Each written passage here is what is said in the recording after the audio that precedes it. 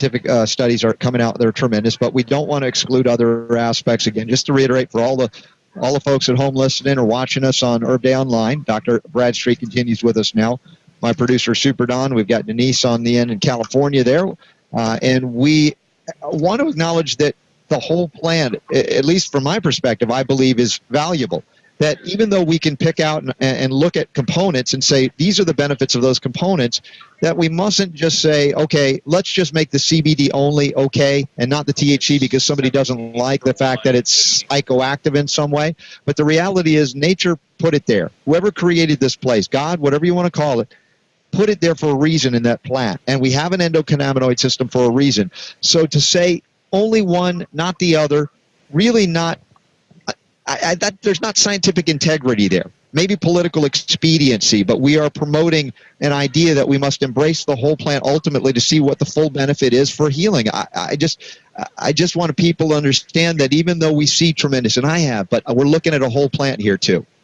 Oh, I absolutely agree. And actually, even though there's a lot of still, and certainly within the medical community, there's a lot of fear factor associated with THC.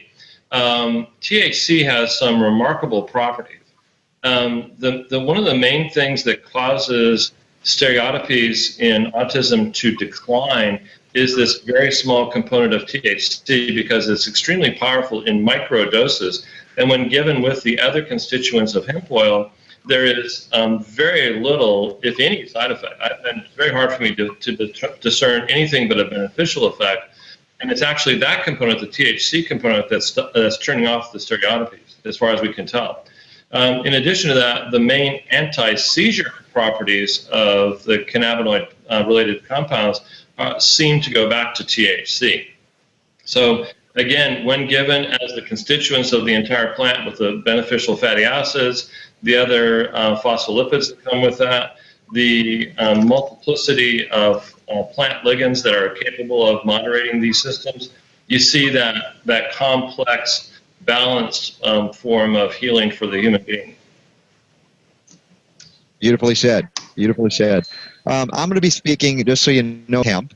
I'm integrating the CBD in particular with my protocols for gut recovery. My focus has been as a homeopath on liver detoxification and restoration of intestinal integrity and, of course, floral balance. And I'm experimenting and investigating with all the things Dr. Bradstreet is bringing out and others, how to utilize this endocannabinoid system for our benefit, how to nourish it again, and watch the acceleration of healing, of gut recovery, of the ecology itself. So I'm very excited to present on that tomorrow morning, and then we'll be broadcasting live for a couple of hours from noon to 2 on the Robert Scott Bell Show through GCN and Natural News Radio, and then around the world on UK Health Radio and Digital Radio 103 down under in Australia as and well. On iTunes. And on iTunes. Yeah, all of it. Everywhere. So everywhere. With Dr. Bradstreet, you're on with us. You're around the world, and we love that. So one thing, go ahead. One myth about cannabis and what's going on with the endocannabinoid system. So there's a lot of misunderstanding that people seem to think, because the original discovery of the cannabinoids receptors on cells through working with cannabis to try and see what it's actually bringing us, that's the only ligands in nature. And in fact, right. There's probably at least 40 known plants that have cannabinoid activity that are not hemp-related plants.